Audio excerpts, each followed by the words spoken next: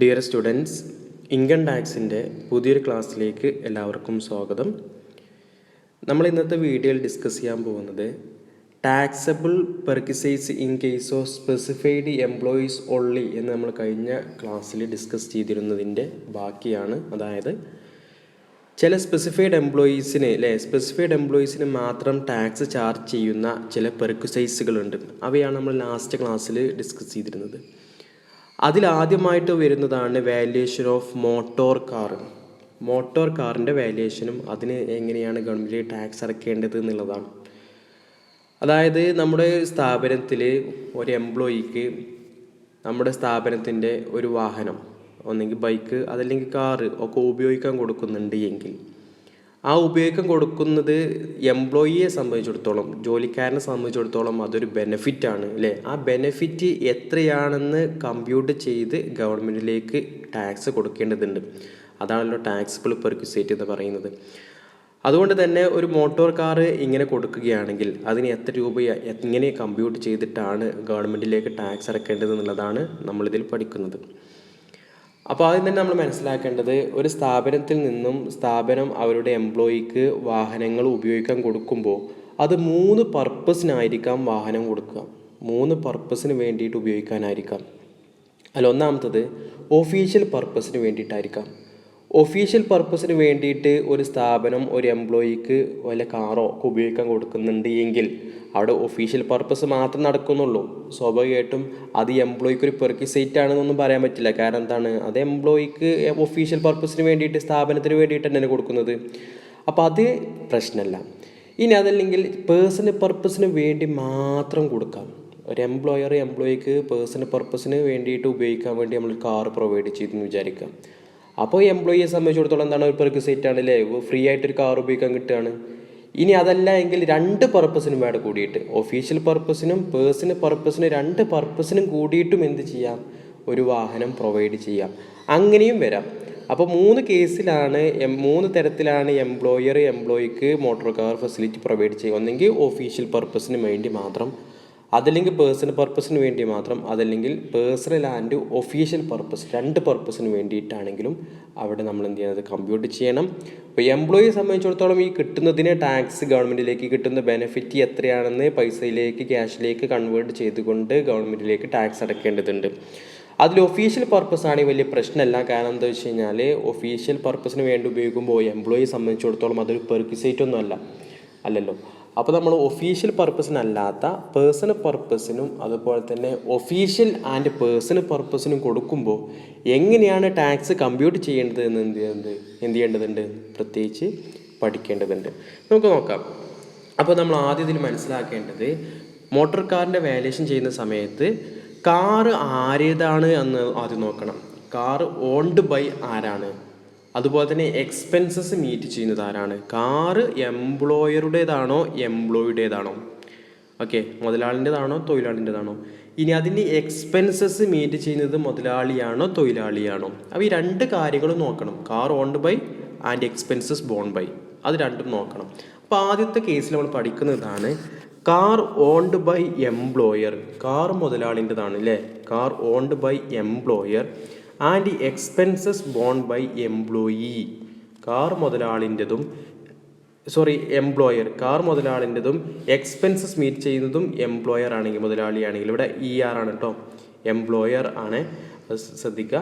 Car owned by employer and expenses borne by employer. Car മുതലാളിൻ്റെതാണ്, അതുപോലെ തന്നെ expenses meet ചെയ്യുന്നതും മുതലാളി തന്നെയാണെങ്കിൽ എങ്ങനെയാണെന്നുള്ളതാണ് പറയുന്നത്. നോക്കാം. കാറും എംപ്ലോയറുടേതാണ്, അതുപോലെ തന്നെ എക്സ്പെൻസ് മീറ്റ് ചെയ്യുന്നത് എംപ്ലോയർ ആണെങ്കിൽ അത് പേഴ്സണൽ പർപ്പസിന് വേണ്ടി മാത്രമാണ് കൊടുക്കുന്നതെങ്കിൽ, നമ്മൾ പറഞ്ഞു 3 പർപ്പസിന് കൊടുക്കാമല്ലോ. അതിൽ പേഴ്സണൽ പർപ്പസിന് വേണ്ടിയിട്ട് മാത്രമാണ് എംപ്ലോയിക്ക് ഒരു കാറ് പ്രൊവൈഡ് ചെയ്യുന്നതെങ്കിൽ, ആ കാർ പ്രൊവൈഡ് ചെയ്യുന്നതിൻ്റെ എക്സ്പെൻസസ് മീറ്റ് ചെയ്യുന്നത് മുതലാളിയാണ്, ആ കാർ മുതലാളിൻ്റെ സ്വന്തമാണ്. അങ്ങനെയാണെങ്കിൽ എന്താണെന്നുള്ളതാണ് നോക്കോ. പേഴ്സൺ യൂസ് ആണെങ്കിൽ all expenses plus 10% cost for depreciation plus salary of driver minus recovery.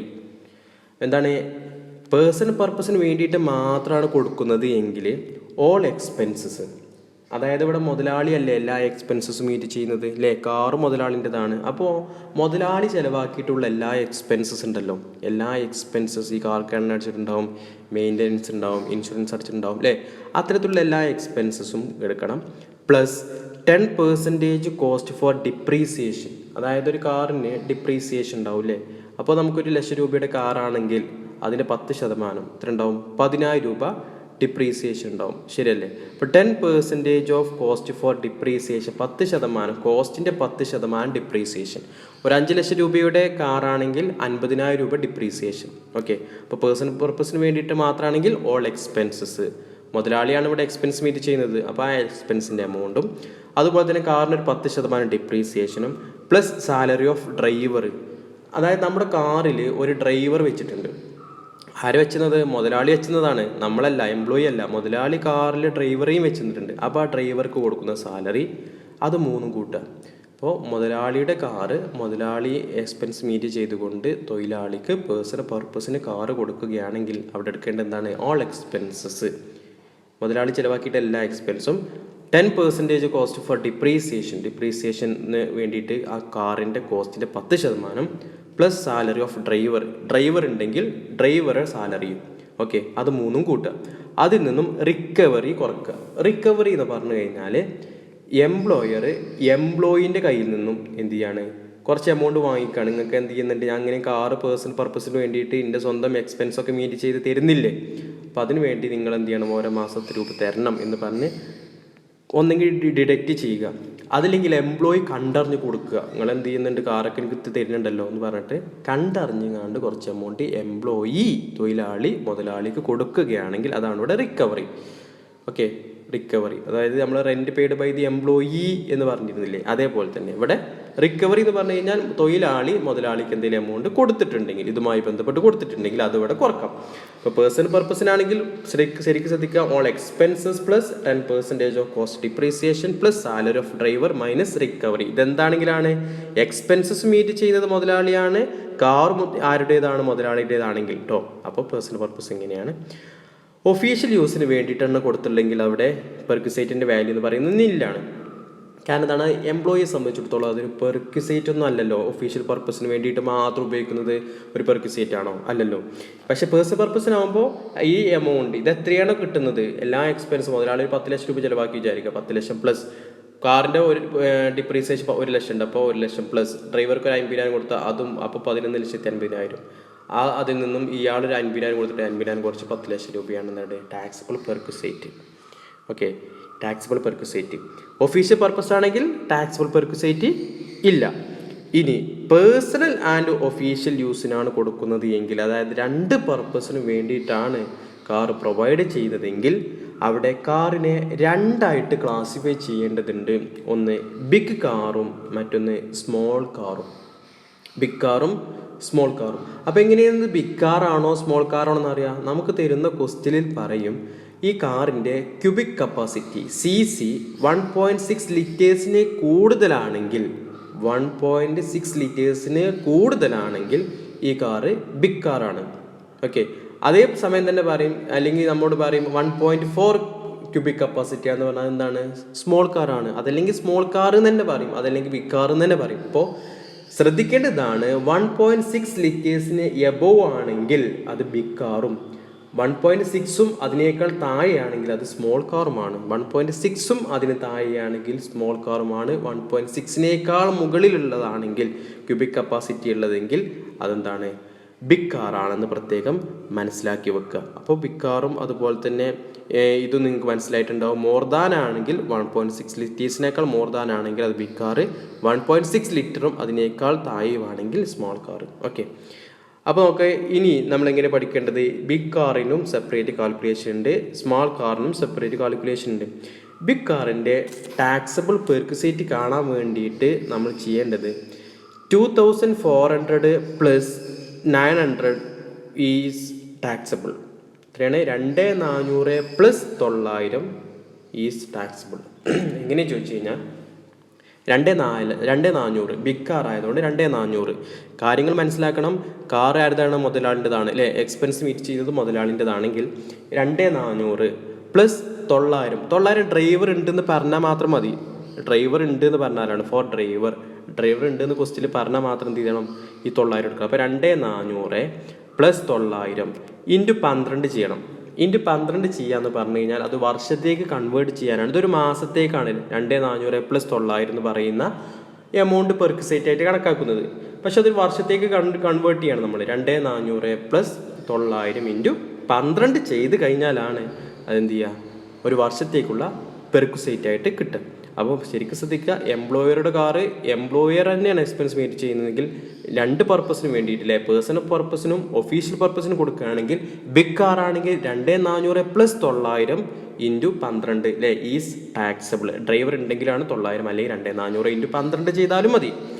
Okay, ഇനി സ്മോൾ കാർ ആണെങ്കിൽ ഈ 2400 ചെറിയൊരു മാറ്റം വരും, 1800 മാറും. 1800 പ്ലസ് 900 ഇൻറ്റു 12 ആണ് ചെയ്യേണ്ടത്. Okay, C C below 1.6 litres ആണ്.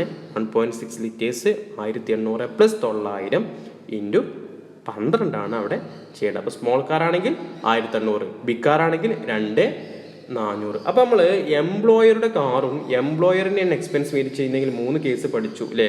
എന്താണ്, ഓൾ പേഴ്സണൽ എക്സ്പെൻസ് മാത്രമാണെങ്കിൽ all expenses plus 10% of cost for depreciation plus salary of driver minus recovery. Official purpose ആണ് എന്നില്ല, പേഴ്സണൽ ഒഫീഷ്യൽ പർപ്പസ് ആണ്. ബിഗ് കാർ ആണെങ്കിൽ 2400 പ്ലസ് 900 ഇൻറ്റു 12 ആ എമൗണ്ട് ആണ് taxable പെർക്വിസൈറ്റ്. Small car ആണെങ്കിൽ 1800 പ്ലസ് 900 12 ആണ് ടാക്സ് പെർക്വിസൈറ്റ്. ഓക്കെ, മനസ്സിലാക്കി വെക്കുക. ഇനി നമ്മൾ രണ്ടാമത്തെ കേസാണ്. രണ്ടാമത്തെ കേസ് പറയുന്നതാണ് car owned by the employer. Car മുതലാളിൻ്റെതാണ്. Expenses borne by the employee. Expense meet ചെയ്യുന്നത് തൊഴിലാളിയുമാണെങ്കിൽ, കാർ മുതലാളിൻ്റെതും എക്സ്പെൻസസ് മീറ്റ് ചെയ്യുന്നത് തൊഴിലാളിയുമാണെങ്കിൽ, നേരത്തെ പറഞ്ഞ 2 മുതലാളിയാണ്, ഇവിടെ എക്സ്പെൻസ് മീറ്റ് ചെയ്യുന്നത് ആരാണ്, എംപ്ലോയി ആണ്. അതുകൊണ്ട് എങ്ങനെയാണ് ടാക്സ് ചാർജ് ചെയ്യുക എന്നുള്ളതാണ്, ടാക്സ് പെർക്വിസൈറ്റ് കമ്പ്യൂട്ട് ചെയ്യുക എന്നുള്ളതാണ് ഇനി പറയുന്നത്. അതിലാദ്യം നോക്കുക, പേഴ്സണൽ യൂസ് ആണെങ്കിൽ നമ്മൾ നേരത്തെ എന്താ പറഞ്ഞത്, all expenses plus 10% cost of depreciation plus salary of driver minus recovery അല്ലേ. പക്ഷെ ഇവിടെ എന്തില്ല, ഓൾ എക്സ്പെൻസസ് ഇല്ല. എന്തുകൊണ്ട് ഓൾ എക്സ്പെൻസ് അവിടെ വന്നില്ല? കൺസെപ്റ്റ് മനസ്സിലാക്കി പഠിക്കുക. ഓൾ എക്സ്പെൻസസ് വരാതിരുന്നത് ഇവിടെ എല്ലാ എക്സ്പെൻസും മീറ്റ് ചെയ്യുന്നത് ആരാണ്, എംപ്ലോയി ആണ്. എംപ്ലോയി തന്നെ എക്സ്പെൻസ് മീറ്റ് ചെയ്യുമ്പോൾ അദ്ദേഹം കൊടുത്തിട്ടുള്ള ആ എക്സ്പെൻസ് വീണ്ടും എന്ത് ചെയ്യേണ്ട ആവശ്യമില്ല, ടാക്സിൽ ചാർജ് ചെയ്യാൻ പാടുണ്ടോ അല്ലേ. ഇപ്പം ഞാനൊരു എംപ്ലോയി ആണ്, ഞാൻ ഒരുപാട് പൈസ ചിലവഴിക്കുന്നുണ്ടെങ്കിൽ ആ ചിലവഴിക്കുന്ന എമൗണ്ടിനാണ് ഗവൺമെൻറ്റിലേക്ക് ടാക്സ് അടക്കേണ്ടതില്ല. എൻ്റെ മുതലാളി എനിക്ക് തരുന്ന എമൗണ്ട് എനിക്ക് വേണ്ടി എന്തെങ്കിലും ചിലവഴിക്കുന്നുണ്ടെങ്കിൽ അതേ എനിക്ക് പെർക്വിസൈറ്റ് ആയിട്ട് കണക്കാക്കാൻ പറ്റുള്ളൂ, എനിക്കൊരു ഫെസിലിറ്റി ആയിട്ട് കണക്കാക്കാൻ പറ്റുള്ളൂ. ഒരിക്കലും എന്ത് ചെയ്യാൻ കഴിയില്ല, ഞാൻ തന്നെ എനിക്ക് വേണ്ടി ചിലവാക്കുന്നത് ഒരിക്കലും ടാക്സ് പെർക്വിസൈറ്റ് അല്ല. അതുകൊണ്ട് ഓൾ എക്സ്പെൻസസ് അവിടെ വരില്ല. 10% കോസ്റ്റ് ഓഫ് ഡിപ്രീസിയേഷൻ വരും. കാരണം എന്താ, കാർ ആരതാണ്, മുതലാളിൻ്റെതാണ്. കാർ മുതലാളിൻ്റെതാണ്. സാലറി ഡ്രൈവറാണിത്. സാലറി ഡ്രൈവർ എന്ന് പറഞ്ഞു കഴിഞ്ഞാൽ അവിടെ മുതലാളിയാണ് കാറിൻ്റെ ഡ്രൈവർക്ക് സാലറി കൊടുക്കുന്നതെങ്കിൽ അത് അവിടെ എടുക്കണം. മൈനസ് റിക്കവറി, എംപ്ലോയീൻ്റെ കയ്യിൽ നിന്നും മുതലാളി എന്തെങ്കിലും എമൗണ്ട് വാങ്ങിയിട്ടുണ്ടെങ്കിൽ നേരത്തെ പറഞ്ഞ പോലെ തന്നെ റിക്കവറി, ആ എമൗണ്ട് കുറച്ചിട്ട് ബാക്കിയുള്ളതാണ് ടാക്സിബിൾ പെർക്വിസൈറ്റ്. അപ്പോൾ എന്താണ്, 10% cost for depreciation plus salary of driver minus റിക്കവറിയാണ് അവിടെ ആൻസർ. അതാണ് നമ്മൾ എന്ത് ചെയ്യേണ്ടത്, ടാക്സിബിൾ പെർക്വിസൈറ്റ് ആയിട്ട് കണക്കാക്കേണ്ടത്. ഇനി ഒഫീഷ്യൽ യൂസ് ആണെങ്കിൽ നില്ല്. വീണ്ടും ഒഫീഷ്യൽ യൂസ് ആണെങ്കിൽ നില്ല്. മറ്റൊന്നാണ് പേഴ്സണൽ ആൻഡ് ഒഫീഷ്യൽ യൂസ്. 2 പർപ്പസിന് വേണ്ടിയിട്ട് ഉപയോഗിക്കുകയാണെങ്കിൽ, ബിഗ് കാർ ആണെങ്കിൽ 900 plus 900 for driver is taxable.